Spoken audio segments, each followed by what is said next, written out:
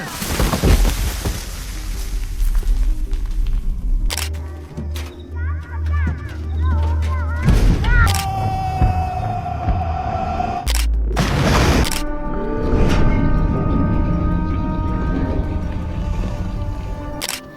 यार सुभाष,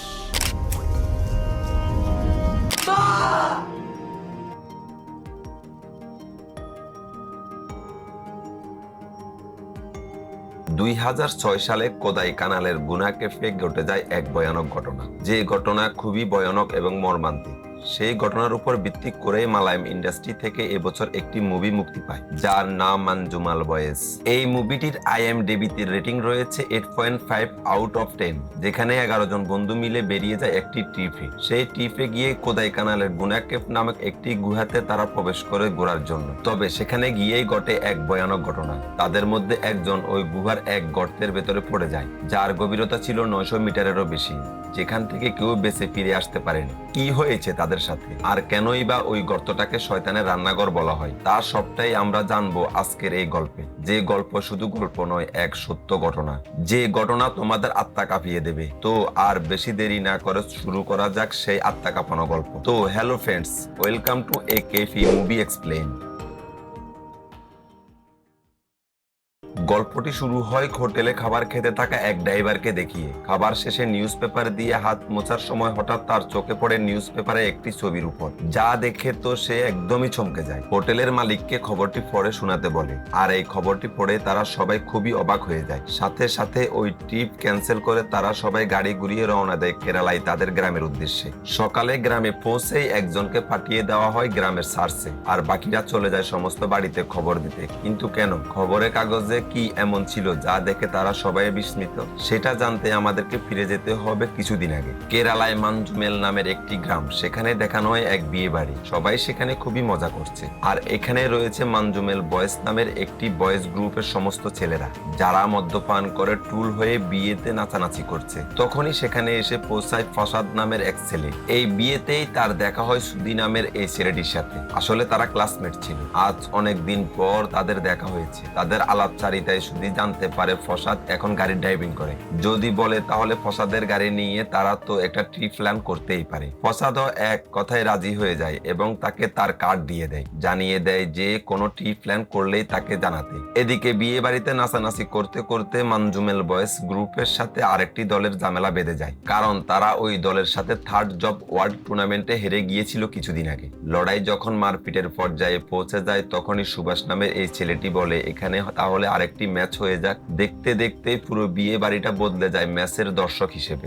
মানজুমেল বয়েজ অনেক জোর লাগায় ম্যাচটা জেতার জন্য, তবে শেষমেশ তারা খুবই খারাপ ভাবে হেরে যায়, যা দেখে তো কুট্রান নামের এই ছেলেটির মাথা হেট হয়ে যায়, কারণ সে ছিল এই বয়েজ গ্রুপের সবচেয়ে সিনিয়র। এরপর দিনে কৃষ্ণা নামের এই ছেলেটি যখন কাজ শেষে করে ফিরছিল, তখনই পাশের ফটো স্টুডিওর মহিলা তার হাতে একটা ফটো অ্যালবাম পাঠায়। এটা তাদেরই ছিল যাদের সাথে গতকাল তাদের ঝামেলা হয়েছে। আজ কৃষ্ণা যখন এই অ্যালবামটা নিয়ে তাদের ক্লাবে আসে, তখন সবাই এই অ্যালবামটা দেখে খুবই রেগে যায়। তারাও তো অনেক ঘুরতে যায়, তবে কখনোই তারা কেন কোনো ছবি তুলেননি। তাদের বিরোধী পক্ষের এই ট্যুরের ছবি দেখে এখন তাদের আর ভালো লাগছে না, তাই তারা ঠিক করে তারাও কোথাও ঘুরতে যাবে, আর এইবার অনেক ছবি তুলবে। প্রথমে তারা ঠিক করে সবাই মিলে গুহা যাবে, যেহেতু গুহা অনেক দূর তাই সবাই রাজি হয় না, আর তাছাড়া গুহা অনেক খরচে সাপেক্ষ, এত টাকা তাদের সবার কাছে নেই, তাই অনেক জায়গা ঠিক করে ক্যান্সেল করার পর ফাইনালি তারা ঠিক করে উদয় ক্যানেল যাবে। সুদি তার ওই ড্রাইভার বন্ধু ফসাদকে কল করে, তবে ফসাদ জানায় এখন উৎসবের মৌসুম চলছে, তাই ট্রাভেলের গাড়ি নেই। একটা কলেজ রয়েছে, কিন্তু এই গাড়িতে মাত্র 9 জনই যেতে পারবে। তারা কাকে ছেড়ে কাকে বাদ দেবে সেটাই বুঝতে পারছে না। এইসব শুনে সুভাষ বলে সে যেতে পারবে না, তাকে দিদিমার বাড়ি যেতে হবে। তবে মুখে এই কথা বললেও সুভাষ যে টাকার সমস্যায় যাবে না তা কুট্রান ভালো করে বুঝতে পারে। আর ফাইনালি তারা 9 জন মিলে ট্রিপের দিন ঠিক করে। কিন্তু ট্রিপের দিন একজন ছেলে হঠাৎ করে জানায় তার কাজ থাকায় সে যেতে পারবে না। কুট্টান বলে তাহলে সুভাষকে তারা নিয়ে যাবে। কুট্টান সুভাষকে নিতে আসে, তাকে বলে দেয় টাকা পয়সা নিয়ে চিন্তা না করতে। আসলে কুট্টান সবার মাঝে সুভাষকে একটু বেশিই ভালোবাসে। সুভাষের মাও সুভাষকে কুট্টানের ভরসাতে যেতে দেয়। এরপর তারা সবাই মিলে রওনা দেয় কোদাই কানালের উদ্দেশ্যে। রাস্তায় তারা অনেক হই হুল্লোড় করে। এক জায়গায় থেমে খাবার দাবার সেরে তারা সেখানকারই একটি মন্দির দর্শন করে আর সাথে একটি গানের ক্যাসেট কিনে নেয়, যেটা ছিল কামাল হাসানের গুনা মুভির গান।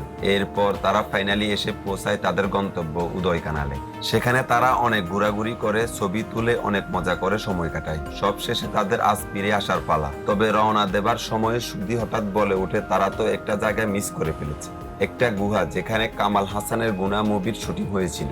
এই কথা শুনে সবাই ঠিক করে তারা সেই গুহায় যাবে। ব্যাস, এরপর তারা সবাই এসে পৌঁছায় সেই গুনা ক্যাফে, যেখানে পৌঁছেই তারা একটা দোকানে কিছু খাবার খায়। এরপর তারা সবাই গুনা ক্যাফে আসে। একজন ফটোগ্রাফার তাদের ছবি তুলতে বলে 50 টাকার বিনিময়ে, কিন্তু ছেলেগুলো তার হাতে নিজেদের ক্যামেরা তুলে দিয়ে বলে ছবি তুলে দিতে। তারা সবাই মিলে সেখানে গ্রুপ ফটো তুলে। শুধু তাদেরকে গুহায় নিয়ে যেতে চায়, তবে দেখতে পায় রাস্তায় গ্রিল দিয়ে বন্ধ করা। সেখানে সাইনবোর্ডে লেখা রয়েছে সতর্ক বার্তা, নিচে যাওয়া নিষেধ। সবাই হতাশ হয়ে ফিরে আসতে চায়, তবে তখনই দেখতে পায় 3 জন ছেলে ওই গুহা থেকে বেরোচ্ছে। এটা দেখে তারা তো আর কিছুতেই মানবে না। তারাও ঠিক করে তারা সেই গুহাতেই যাবে। ব্যাস, আর কি, ওই গেট টপকে তারা চলে যায় গুহার দিকে। প্রকৃতির এই সৌন্দর্য দেখে তারা খুবই আনন্দিত। সবাই খুবই আনন্দের সাথে গুহাটাকে এক্সপ্লেন করছিল। তারা দেখতে পায় অনেকেই পাথরের গায়ে তাদের নাম লিখে গেছে। কৃষ্ণা সেখানে একটা রঙের কোটা পায়। ঠিক করে তারাও এই পাথরে মানজুমেল বয়েস লিখবে। এদিকে সুভাষেরা নিচে ছবি উঠাচ্ছিল। সুভাষ লেখাটা দেখে বলে দারুণ হয়েছে, তবে ডেটটা লিখতে হবে। এই বলে এগুলোর সময় হঠাৎ সে একটা গর্তে পড়ে যায়। প্রথমে তো কেউ কিছুই বুঝতে পারে না কি হলো। সবাই নিচে গর্তের সামনে এসে সুভাষকে ডাকতে থাকে, ভাবতে থাকে হয়তো সুভাষ তাদের সাথে মজা করছে। তখনই হঠাৎ করে শত শত সামবাদুর সেই গর্ত থেকে তীরের বেগে বেরিয়ে আসে। এসব দেখে এখন তারা খুবই ঘাবড়ে যায়। উপর থেকে একজন টুরিস্ট গাইড কেপ থেকে এত বাদুর উঠতে দেখে খুবই ঘাবড়ে যায়। তার ছাউনিতে বোঝা যায় এটা কতটা ভয়ানক বিষয়। এদিকে সমস্ত ছেলেরা ক্যামেরার ফ্ল্যাশ জ্বালিয়ে দেখার চেষ্টা করে গর্তের ভেতরটা, তবে তা এতটাই অন্ধকার ছিল যে ক্যামেরার ফ্ল্যাশেও তারা কিছুই দেখতে পারছে না। তখনই একজনের পা লেগে একটা পাথর সেই গর্তে পড়ে যায়, আর তারা সেই পাথরের শব্দ শুনে ভালো করে বুঝে যায় এটা কোনো সাধারণ গর্ত নয়। এই গর্তের শেষটা কোথায় তা তাদের কল্পনারও বাইরে। এটা দেখে অবিলাস নামের এই ছেলেটা একদমই আটকে যায়। বারবার বলতে থাকে সুভাষ চলে গেছে, সুভাষ আমাদের ছেড়ে চলে গেছে। এসব বলতে বলতে সে নিজেও এই গর্তের দিকে এগিয়ে যায়। অবিলাসের এই অবস্থা দেখে সবাই বলে তাকে এখান থেকে নিয়ে যেতে, নয়তো সেও এই গর্তে ঝাঁপ দেবে। সৃজন নামে এই ছেলেটি তাকে নিয়ে গুহা থেকে বেরিয়ে আসে। ততক্ষণে ওই টুরিস্ট গাইডও সেখানে এসে পৌঁছায়। জিজ্ঞেস করে কি হয়েছে। সবাই কাঁদো কাঁদো গলায় বলতে থাকে সুভাষ গর্তে পড়ে গেছে। এটা শুনে টুরিস্ট গাইড একদম ঘাবড়ে যায়। তাদেরকে বলতে থাকে এখান থেকে চলে যেতে, এই গর্ত কোনো সাধারণ গর্ত নয়। কুট্টান তার এই কথায় আরো রেগে যায়। সে সবাইকে বলে দেয় তার কথা না শুনে বাইরে গিয়ে মানুষ ডেকে আনতে। সাথে সাথে 4 বন্ধু দৌড়ে চলে যায় বাইরে। বাইরে এসে সেই ফটোগ্রাফারকে দেখে তার হাতে পায়ে ধরে বলতে থাকে তাদেরকে সাহায্য করতে। তার বন্ধু গর্তে পড়ে গেছে। ফটোগ্রাফারও একদমই চমকে যায়, বলতে থাকে এখন আর কেউ তাদের সাহায্য করতে পারবে না, তার বন্ধু বেঁচে ফিরে আসতে পারবে না। ছেলেগুলো বারবার কাকুতি মিনতি করতে থাকে তাদের সাহায্য করার জন্য। তখন ওই ফটোগ্রাফার বলে ফরেস্ট গার্ড এখনই বাইরে গেল, তাড়াতাড়ি গিয়ে তাকে খবর দিতে। তারা সবাই আবার ছুটে যায় বাইরের দিকে। কোথাও ফরেস্ট গার্ডকে না দেখতে পেয়ে তারা ছুটে আসে সেই দোকানে যেখান থেকে খাবার খেয়েছিল। দোকানদারকে বলতে থাকে তাদের বন্ধু গুনা ক্যাফের গর্তে পড়ে গেছে। দোকানদারও এটা শুনেই চমকে যায়। সেও বলতে থাকে এমন সাহায্য চেয়ে কোনো লাভ নেই, যত তাড়াতাড়ি সম্ভব তাদেরকে গ্রামে ফিরে যেতে বলে। এখানে থাকলেই তারা অনেক ঝামেলায় পড়বে। তবে ছেলেগুলো তাদের বন্ধুকে ছেড়ে কিভাবে যাবে, তারা বারবার অনুরোধ করতে থাকে। ওই দোকানদারের মেয়ে তাদেরকে বলে সোজা পুলিশ স্টেশনে যেতে। অন্যদিকে অনিল ওই দোকানদারকে তার সাথে গুহায় যেতে বলে। অনিল তাকে নিয়ে তাড়াতাড়ি করে সেই গুহায় যায়। সিজু অবিলাসকে বাইরে বসিয়ে সেও চলে আসে গুহায়। ওই দোকানদারও গুহায় এসে প্রথমে সবাইকে সেই গর্তের সামনে থেকে সরে যেতে বলে। সাথে বলে এই জায়গাটাকে তোমরা যেমন ভাবছো এটা তেমন নয়, খুবই ভয়ানক এই গুহা। দেখতে দেখতে আকাশে চেয়ে আসে ঘন কালো মেঘ, পুরো জায়গাটাকে যেন অন্ধকার ঘিরে ধরে। সাথে সাথে শুরু হয়ে যায় মুষলধারে বৃষ্টি। এই বৃষ্টির মাঝে পাহাড়ের রাস্তায় গাড়ি চালিয়ে ফসাদ এসে এসে পৌঁছায় পুলিশ স্টেশনে। তড়িঘড়ি করে পুলিশকে বলে, প্লিজ স্যার, আমাদেরকে হেল্প করুন, আমাদের এক বন্ধু গুনা ক্যাফে গর্তে পড়ে গেছে। এই গুনা ক্যাফের নামটা শুনেই পুলিশ একদমই চমকে যায়। যে পুলিশ তাদের কথাও শুনতে চাচ্ছিল না, সেও চেয়ার ছেড়ে আসে তাদের কাছে। তাদেরকে বকতে শুরু করে যে কেন তারা সেখানে গেছিল। সে চলে যায় থানায় বড়বাবুকে এই কথাটা জানাতে। আর সেখানে থাকা পুলিশ তাদেরকে বোঝাতে থাকে কেন গেছিল সেখানে। সাইনবোর্ডে তো লেখাই ছিল ভেতরে যাওয়া নিষেধ, তোমাদের বন্ধু যেখানে পড়েছে সেখান থেকে সে আর ফিরবে না। ছেলেগুলো পুলিশের হাতে পায়ে ধরতে থাকে সাহায্যের জন্য। তবে পুলিশ বলে, আমার পায়ে পড়ে কোনো লাভ নেই, তোমাদের বন্ধু জীবিত ফিরতে পারবে না, জানো ওই গুহার আসল সত্য। এরপরে এখানে পুলিশ তাদেরকে, গুহাতে সেই দোকানদার, বাকি ছেলেদেরকে এবং গুহার বাইরে টুরিস্ট গাইড অভিলাষকে, তারা সবাই মিলে তাদেরকে বলতে থাকে সেই গুহার ইতিহাস। এই গুহার আসল নাম হলো ডেভিলস কিচেন, অর্থাৎ শয়তানের রান্নাঘর। এই নাম রেখেছিল ইংরেজিরা, তারা শুধু শুধু এই নামটা রাখেনি, এর পেছনে অনেক কারণ রয়েছে। এরপর কামাল হাসানের গুনা সিনেমার শুটিং এখানে হবার পর থেকে এই গুহার নাম হয়েছে গুনাকেশ। স্বাধীনতার পর থেকে এখনো পর্যন্ত 13 জন এই গর্তে পড়েছে, তাদের মধ্যে একজনও বেঁচে ফিরে আসতে পারেনি। বেঁচে ফিরে আসা তো দূরের কথা, তাদের লাশটাও পর্যন্ত উদ্ধার করতে পারেনি কেউ। এই গর্ত কম করে হলেও 900 মিটারের গভীর। কোদাই কানালের সবচেয়ে উঁচু পাহাড়ের উচ্চতা যত, এই গর্তের গভীরতা তার থেকেও বেশি, যেখানে না পৌঁছায় কোনো আলো আর না তো কোনো বাতাস। 10 বছর আগে লাস্ট ওই গর্তে পড়েছিল একজন সেন্ট্রাল মিনিস্টারের নেফিউ। দেশের সমস্ত বড় বড় ফোর্স এসেছিল রেস্কিউ মিশনের জন্য, কিন্তু ব্যর্থ হয়েছে। এমনকি তারা 15 লাখ টাকা পুরস্কার ঘোষণা করেছিল যদি কেউ তার একটা হাড় পর্যন্ত এনে দিতে পারে শেষ কীর্তির জন্য। এই গ্রামের সবাই টাকার পাগল, তবুও কেউ ওই গর্তে যাওয়ার সাহস পায়নি, কারণ সবাই জানে এই গর্ত কতটা ভয়ানক। সে তো সেন্ট্রাল মিনিস্টারের নেপিউ ছিল, আর তোমরা কেরালা থেকে আসা সাধারণ কিছু টুরিস্ট, তোমরা তাকে কি করে বাঁচাবে? এইসব ইতিহাস শুনে সবার ভয় আরো বেড়ে যায়, আরো বেশি দুশ্চিন্তা করতে থাকে তাদের বন্ধু সুভাষের জন্য। এদিকে থানার বড় বাবু এসে ফসাদদেরকে মারতে থাকে, বলতে থাকে তারাই হয়তো বন্ধুকে বুলিয়ে বালিয়ে এখানে এনে মার্ডার করছে। বড় বাবু তাদের উপরে এফআইআর লিখতে বলে। ফসাদরা পুলিশকে অনেক বোঝানোর চেষ্টা করে, তবে পুলিশ তাদের কোনো কথাই শুনতে রাজি নয়। এই গুনা ক্যাফের নাম শুনতেই তাদের মধ্যে যেন এক অন্যরকম ভয় কাজ করছে। অন্যদিকে বৃষ্টির সমস্ত জল এসে পৌঁছায় সেই গুহায়, আর সারা পাহাড়ের জল পড়তে থাকে ওই গর্তে। এভাবে চলতে থাকলে গর্ত জলে ভরে যাবে, এই ভেবে কুট্টান সেই জল দ্বারা আটকানোর চেষ্টা করে। তার দেখা দেখি বাকিরাও সেই জল আটকানোর চেষ্টা করে। ইতিমধ্যে ওই ফটোগ্রাফার ফরেস্ট গার্ডকে নিয়ে সেখানে হাজির হয়। দোকানদার এবং ফরেস্ট গার্ড সবাই তাদেরকে গর্ত থেকে সরে যেতে বলে, নয়তো তারাও এই গর্তে পড়ে যেতে পারে। তবে জীবনের ভয় পেয়ে মঞ্জুমাল বয়েস তাদের বন্ধু সুভাষের কথা ভুলে যাবে এমন বন্ধু তারা নয়। তারা সবাই মিলে সমস্ত জলধারায় শুয়ে পড়ে, যাতে গর্তে কোনো জল প্রবেশ না করে। তখনই আমাদেরকে একটা ফ্ল্যাশব্যাক দেখানো হয়, যেখানে ছেলেবেলায় যখন এই মঞ্জুমাল বয়েস লুকোচুরি খেলছিল, তখন সবাইকে একে একে খুঁজে বের করলেও সুভাষকে তারা খুঁজে পায় না। আর সুভাষ একাই একটি তেলের ড্রামে লুকিয়ে থাকায় সেও ভয় পাচ্ছিল। এমনকি ভয় পেয়ে সে নিজে এক অজানা জঙ্গলের কল্পনা করছিল। ছেলেবেলা থেকে যেন এক অজানা ভয় সুভাষকে সবসময় কুড়ে কুড়ে খেয়েছে। অন্যদিকে অনেকটা সময় ফেরিয়ে যাবার পর থানার ওই বড়বাবু একজন ইন্সপেক্টরকে ডেকে বলে ছেলেগুলোর সাথে ওই গুহায় গিয়ে দেখতে কি হয়েছে, কারণ মানুষ এবং মিডিয়া যদি জানতে পারে পুলিশ কিছুই করেনি তাহলে অনেক ঝামেলা হবে। আর যাবার পথে দড়ি এবং টর্চ নিয়ে যেতে বলে। ছেলেগুলো ওই পুলিশ অফিসারকে নিয়ে রওনা দেয়, কিন্তু পুলিশ সুভাষকে বাঁচানোর কোনো আগ্রহী নেই।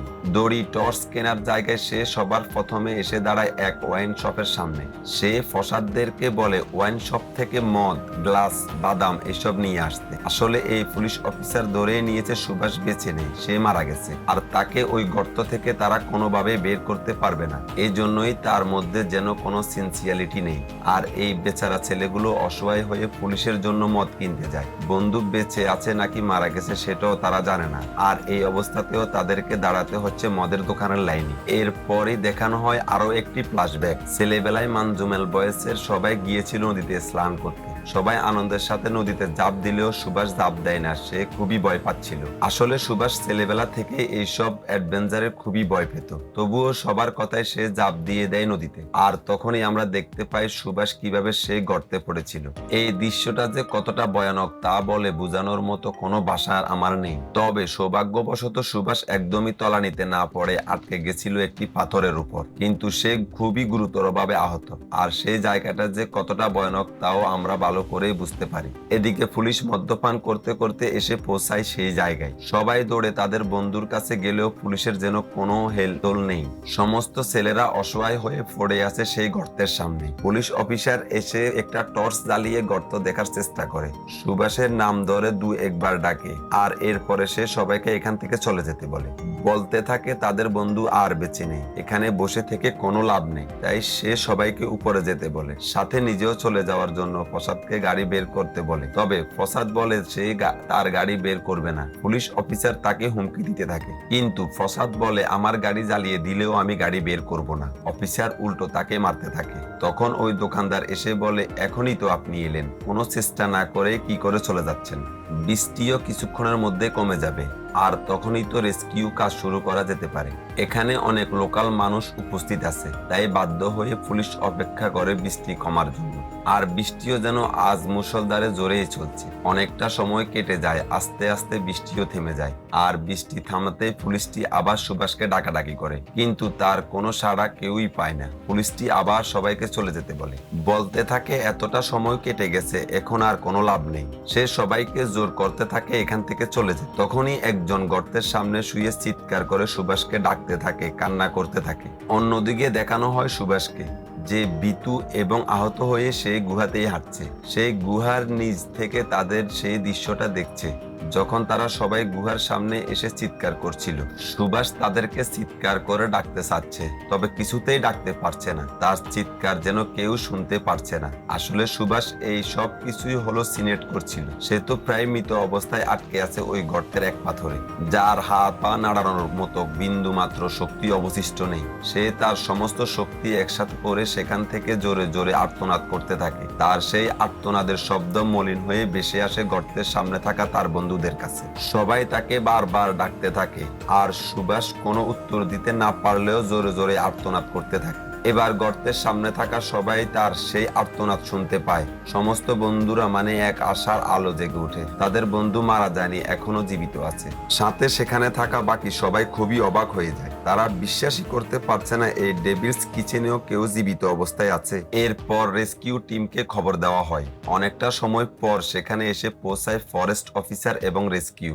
এরপর রেস্কিউ টিম ওই গর্তে দড়ি ফেলতে শুরু করে। অনেকটা সময় কেটে গেলেও কেউ ওই গর্তে এখনো নামেনি। এটা দেখে ছেলেরা চুপ করে থাকতে পারে না। সিজু অফিসারদের কাছে এসে বলে, স্যার অনেকটা সময় কেটে গেছে, নিচে সুভাষের জীবনও যেতে পারে, তাড়াতাড়ি কোনো এক মানুষকে নিচে পাঠান। অফিসাররা তার উপরে চিৎকার করতে থাকে, বলতে থাকে তাকে শেখাতে হবে না কি করে পুলিশের কাজ করতে হয়। তখন ওই ফটোগ্রাফার বলে, এই গর্তটা আর 5টা গর্তের মতো নয়, অনেক টেরা বেঁকা, এখানে রশি পেলে কোনো লাভ নেই। আর তাছাড়া নিচে অনেক ঠান্ডাও রয়েছে, বেশিক্ষণ থাকলে ছেলেটির জীবনও চলে যেতে পারে। এইসব শুনে রেস্কিউ অফিসার একজনকে নিচে পাঠানোর আদেশ দেয়, কিন্তু কোনো কর্মী এই গর্তে নামতে রাজি হয় না। সবাই নিজের জীবন এবং পরিবারের কথা ভেবে গর্তে নামা থেকে পিছু পা হয়। এমনকি যেই ব্যক্তি সুইসাইড পয়েন্ট থেকে বডি তোলে সেও পর্যন্ত আসতে অস্বীকার করে দিয়েছে। এভাবেই তাদের এই কথোপকথন চলতেই থাকে। তখনই আমাদেরকে আরো একটি ফ্ল্যাশব্যাক দেখানো হয়। সেদিন নদীতে স্নান সেরে তীরে উঠতে তারা দেখতে পায় তাদের মধ্যে একজন নিখোঁজ।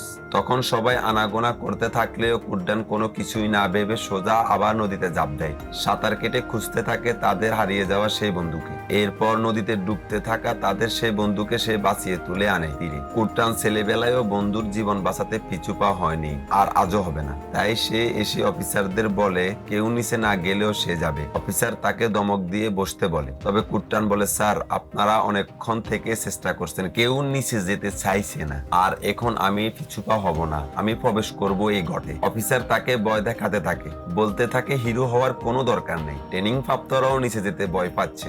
সুইসাইড পয়েন্ট থেকে লাশ তোলা সেই ব্যক্তি পর্যন্ত ভয় পাচ্ছে নিচে যেতে, আর তুমি নিচে নামার কথা বলছো?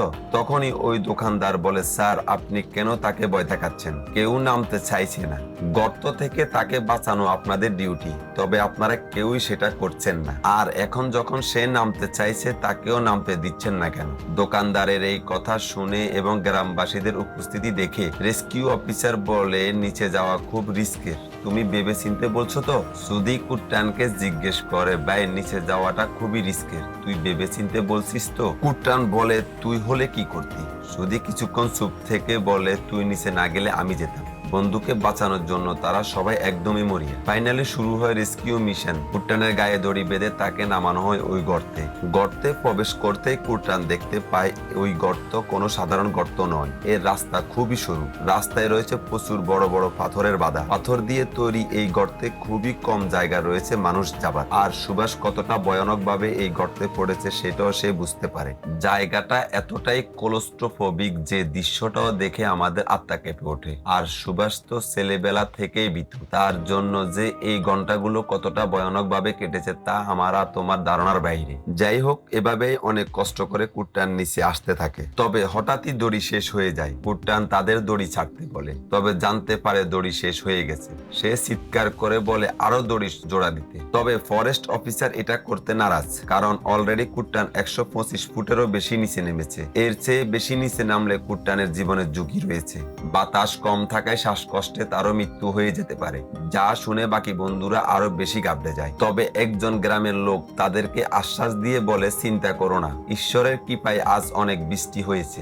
আর সেই বৃষ্টির জলও নিচে গেছে, আর তার সাথে গর্তে প্রবেশ করেছে অনেক বাতাস। তবে ফরেস্ট অফিসার আরো একজনের রিস্ক নিতে চায় না, তাই তারা কুট্টানকে আবার উপরে তুলতে শুরু করে। কুট্টান চিৎকার করে বলতে থাকে তাকে উপরে না তুলতে, দড়ি জোড়া দিয়ে তাকে আরেকটু নিচে নামাতে। সে এখানে সুভাষের গলা স্পষ্টভাবে শুনতে পাচ্ছে, কিন্তু কেউ তার কোনো কথা শুনে না। আর কোনো উপায় না পেয়ে কুট্টান বলে যদি তাকে উপরে তোলা হয় তাহলে সে দড়ি খুলে ফেলবে। এত দূরে এসে সে তার বন্ধুকে ছেড়ে যেতে পারবে না। বাধ্য হয়ে আরো দড়ি জোড়া দেওয়া হয়। এভাবে আরো অনেকটা নিচে নামানো হয় কুট্টানকে। অনেক কষ্ট করে নিচে নামতে নামতে হঠাৎই কুট্টানের চোখে পড়লো সুভাষ, যে গুরুতর ভাবে জখম অবস্থায় পড়ে রয়েছে একটি পাথরের উপর। সুভাষকে দেখে সে তাড়াতাড়ি করে কোনোভাবে আরো নিচে নেমে তার কাছে চলে আসে। সে চিৎকার করে উপরে সবাইকে জানায়। এই কথা জানায় সুভাষ দড়ি ধরে আসতে পারবে না, তাই সে কোনোভাবে সুভাষকে নিজের সাথে বেঁধে নেয়। এরপর সুভাষকে তুলতে গেলে সুভাষ তার গলা চেপে ধরে, বলতে থাকে কে তুমি, কেন এসেছো এখানে। আসলে সুভাষ এতটা নিচে পড়ে এবং এতটা সময় কাটিয়ে খুবই ট্রমাটাইজ হয়ে আছে। সে সবকিছুই হ্যালোসিনেট করছে। তার এভাবে গলা টিপে ধরায় তারা দুজনেই সেই পাথরের থেকে আরো নিচে পড়তে থাকে। আর এভাবেই হঠাৎ দড়িতে টান লাগায় সমস্ত রেস্কিউ অফিসার হাত থেকে দড়িটি ছুটতে শুরু করে। তখনই সমস্ত বন্ধুরা দৌড়ে এসে সেই দড়িটিকে ধরে নেয়। আর তারা আস্তে আস্তে তাদের দুজনকে টেনে উপরের দিকে তুলতে থাকে। তবে এই গর্তটা তো সোজা নয়, অনেক আঁকা বাঁকা, তাই তাদেরকে উপরের দিকে তোলাটাও ছিল আরো এক কঠোর কাজ। তাদেরকে অনেক কষ্ট করে উপরের দিকে তুলতে থাকে। তবে তুলতে তুলতে হঠাৎ দড়িটি একটি পাথরের খাঁজে আটকে যায়। আর সেখানে পাথরের মাঝে জায়গাটা এতটাই সরু ছিল যেখানে দিয়ে দুজন ব্যক্তি একসাথে কোনোভাবে বেরোনো যাচ্ছে না। ছেলেরা আরো জোরে জোরে দড়িটি টানতে থাকে। তবে তাদের এই টানে কুট্টানের কোনো উপকার তো হচ্ছেই না, বরঞ্চ তারা বারবার পাথরে ধাক্কা লেগে আঘাত পাচ্ছে। এর মতো অবস্থায় তারা কি করবে কিছুই বুঝতে পারছে না। আর ইতিমধ্যেই অবিলাস নামের এই ছেলেটি এসে হাজির হয় ওই গর্তের উপর। তাকে এই অবস্থায় দেখে বাকি সবাই আরো গাবড়ে যায়। তারা জানে অবিলাসের মাথা ঠিক নেই, সে যখন তখন এই গর্তের উপর ঝাঁপিয়ে পড়তে পারে। তারা সবাই অবিলাসকে বলতে থাকে বাইরে গিয়ে অপেক্ষা করতে, কিছুক্ষণের মধ্যেই তারা সুভাষকে নিয়ে উপরে আসবে। কিন্তু অবিলাস তাদের কোনো কথা শুনে না। অবিলাস বিষয়টা বুঝতে পেরেছে কেন দড়ি টানা সত্ত্বেও তারা উপরের দিকে আসছে না, তাই সে সবাইকে বলে দড়ি লুজ করতে। আর তখনই মানজুমেল বয়েসের সেই দড়ি টানার প্র্যাকটিস কাজে লাগে। তারা ঠিক তাদের নিজস্ব পজিশন নিয়ে নেয়। এরপর তারা আস্তে আস্তে দড়িটিকে লুজ করে, আর লুজ করার পর এক ঝটকাতে কুট্টান এবং সুভাষকে উপরে তুলে আনে। সুভাষের এমন অবস্থা দেখে তারা সবাই অনেক কষ্ট পায়। তবে সেই কষ্টে সেও বেশি খুশি হচ্ছে এটা ভেবে যে অন্তত তাদের বন্ধু বেঁচে আছে। তাকে এই ডেভিলস কিচেন থেকে তারা বের করে আনতে পেরেছে। এরপরে সুভাষকে নিয়ে দৌড়ে তারা বেরিয়ে যায়। এই গুহা থেকে উপরে এসে বসে তাকে নিয়ে তখনই এক মহিলা এসে সুভাষের পা ছুঁয়ে প্রণাম করে, বলে তুমি মৃত্যুর মুখ থেকে ফিরে এসেছো, তাই তুমি ঈশ্বরের সমান। সাথে সাথে সুভাষকে নিয়ে যাওয়া হয় হসপিটালে তার চিকিৎসা করা হয়। তার শরীরে অনেক ফ্র্যাকচার রয়েছে, অনেক চোট রয়েছে, আর তার ট্রমা কেয়ারের প্রয়োজন, যেটা কোদাই কানালে নেই। সাথে সাথে সবাই সুভাষকে নিয়ে রওনা দেয় শহরের উদ্দেশ্যে। কিন্তু তখনই কিছু মিডিয়ার লোক এসে কুট্টানকে একটা ইন্টারভিউ দিতে বলে। তার কাছ থেকে জানতে চায় কিভাবে এভাবে সে জীবনের বাজি রেখে তার বন্ধুর জীবন বাঁচিয়েছে। তবে কুট্টানের কাছে সবচেয়ে বড় প্রায়োরিটি হচ্ছে সুভাষের চিকিৎসা, তাই সে ইন্টারভিউ দিতে রাজি হয় না, সোজা বেরিয়ে যায় কেরালায় তাদের গ্রামের উদ্দেশ্যে। এখানে কুট্টান চাইলে ইন্টারভিউ দিয়ে রাতারাতি ফেমাস হতে পারত, কিন্তু তার কাছে তার বন্ধুর চিকিৎসা বেশি জরুরি। এরপর তারা এসে সুভাষকে হাসপাতালে ভর্তি করে। সুভাষের মা এসে ছেলের এমন হাল দেখে সে কুট্টানকে দোষ দিতে থাকে, কারণ সে সুভাষকে ডেকে নিয়ে গিয়েছিল বাড়ি থেকে এই টিপের জন্য। সুভাষের মা তাকে অনেক আবল তাবল বলতে থাকে তোমার এত বয়স হয়ে গেছে, তবুও বিয়ে করে সংসার করা বাদ দিয়ে এই ছেলেগুলোর জীবন নষ্ট করছো তুমি। কুট্টান সমস্ত দায়ে নিজের মাথায় নিলেও একবারও মুখ ফুটে বলে না যে সে সুভাষকে ওই গর্ত থেকে বাঁচিয়ে এনেছে। কৃষ্ণা তার ক্যামেরাটা দিয়ে যায় স্টুডিওতে তাদের ট্যুরের ওই ছবিগুলো বের করার জন্য। সিজুও তার কাজে যুক্ত হয়ে গেছে। এভাবেই একে একে সবাই তাদের স্বাভাবিক জীবনে ফিরে গেছে, কিন্তু সুভাষ সে কি এখনো ফিরতে পেরেছে? না, সে হাসপাতাল থেকে কিছুটা সুস্থ হয়ে বাড়িতে ফিরলেও সে কিন্তু সুস্থ নয়। সব সময় সে গুহার দৃশ্য যেন তাকে তাড়া করে বেড়াচ্ছে। চোখ বন্ধ করলেই সেই ভয়ানক ডেভিলস কিচেনের দৃশ্য তার চোখের সামনে এসে ভাসে। সে কোনোভাবেই তার স্বাভাবিক জীবনে ফিরতে পারে না। রাতে ঘুম থেকে চিৎকার করে ওঠে আর তার মা তাকে এখানে পাহারা দেয়। এভাবেই দিন কাটতে থাকে। এরপর সমস্ত বন্ধুরা আসে সুভাষের বাড়িতে। তারা তাদের ট্যুরের এই ছবিগুলো দেখতে থাকে। সুভাষ অনেক চেষ্টা করছে তার স্বাভাবিক জীবনে ফিরে আসার।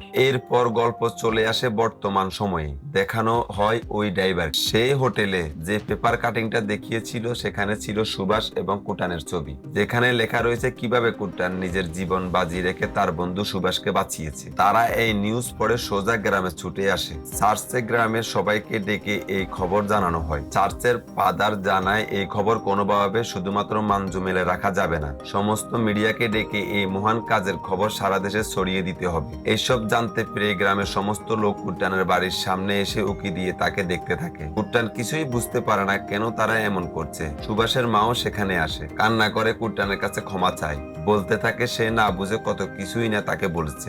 ছেলের জীবন বাঁচানোর জন্য তাকে ধন্যবাদও জানায়। আর কুট্টান ফাইনালি তার গিল থেকে বেরিয়ে আসতে পেরেছে।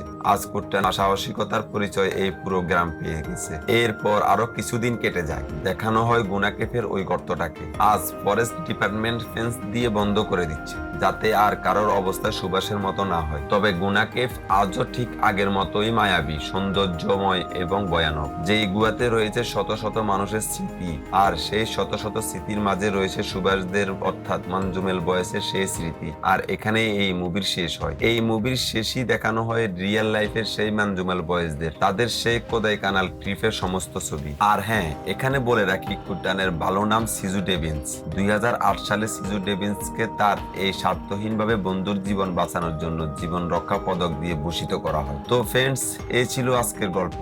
গল্পটা কেমন লাগলো তা অবশ্যই জানিও। নতুন হয়ে থাকলে সাবস্ক্রাইব করে বেল আইকনটা প্রেস করে দিও আরো এমন নতুন নতুন গল্প জানার জন্য। আর হ্যাঁ, এই এক্সপ্লেনেশনটা দেখার পরেও যদি সুযোগ পায় অবশ্যই এই মুভিটা দেখে নিও। কথা দিচ্ছি রিগ্রেট করবে না। তো আজকে এই পর্যন্ত, দেখা হবে পরের নতুন কোনো গল্প নিয়ে।